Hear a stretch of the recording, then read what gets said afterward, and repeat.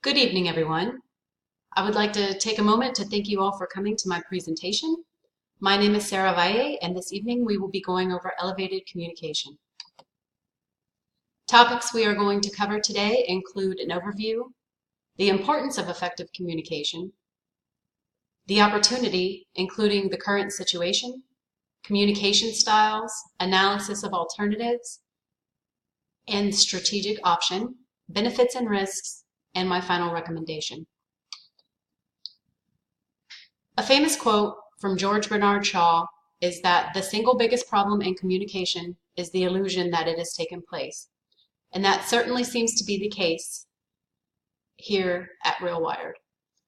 I am personally an employee at Real Wired, and I have discovered that they are experiencing communication breakdowns between two of their most crucial departments, sales and technical support. As a software as a service company, these breakdowns have far-reaching impact on client and employee morale, as well as company reputation and profit. In order to find solutions for more effective communication between the teams, I looked at current processes, conducted interviews with the department employees, and identified alternative methods for communication. The definition of communication is the imparting or exchanging of information or news. So why is effective communication important? Hutton, in 2014, states, "Communication plays a fundamental role in all facets of business.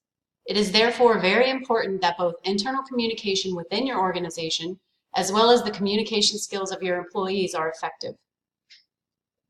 So what does effective communication do for a company? Well, effective communication is the foundation of motivation. It helps the employer to know how a job is being performed and to help them improve performance if it is not being done correctly. It builds and maintains relationships.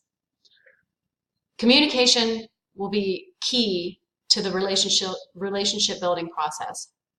Without effective skills, it will be difficult to properly construct and foster productive relationships. Effective communication builds an effective team. If open communication within a workplace is encouraged, a more cohesive and effective team will emerge.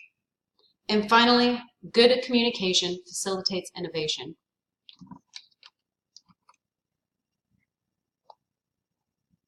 When employees feel comfortable in openly communicating new ideas, cooperation and innovation are at an all-time high. So let's discuss the opportunity. Again, the current situation is that communication between Real Wired sales and technical support departments are ineffective. This has resulted in a decline in the quality of customer service and has fostered distrust between the two departments. Some areas of conflict identified were personal communications between teams, sales communicating technical information to clients, tech support communicating client issue resolution status, and customer service experience regarding both departments as a whole. I examined the current processes and I found that there were none. In stark contrast, processes for orders and customer support were clearly documented and located on a shared company drive. As teams, the technical support department's communication style is preferential to email or text, while sales prefers to pick up the phone. For individual communication styles, each employee was requested to take a Myers-Briggs personality test, and these were their results. Sarah Valle, myself, presented herself as an ISTJ. In order to effectively communicate with her, information needs to be presented clear and precise. A communicator should get to the point and only present facts. After I have been presented with the information, I need time to process with how it fits into what I know already. Danielle Davis is the customer support technician. She was identified as an INFJ. Ways to effectively communicate with an INFJ are to listen, to focus on the big picture, An INFJ, like an ISTJ, also needs time to process their thoughts and to offer support.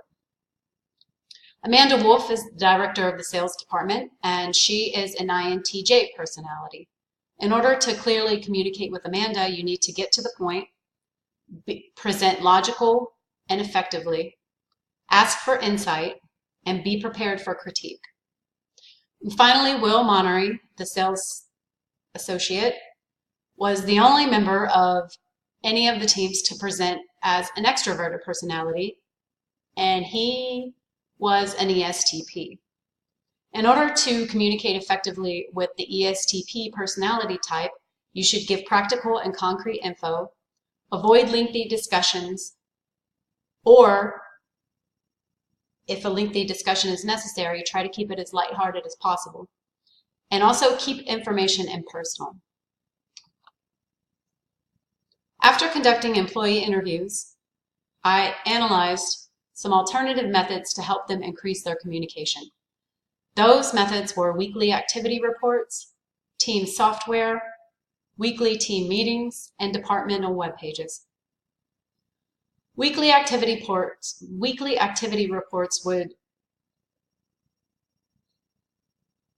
consist of each department preparing and emailing a summary of outstanding issues, pending order and task status, and client resolution updates. This strategy would increase interdepartmental communication and provide a singular reference for the status of outstanding action items. Team software. The thought behind this alternative was that tech and sales could utilize a smaller compartmentalized task and notification system to keep each other updated. Now, keep in mind that the company already utilizes an internal CRM system. However, both departments don't use it in the same way.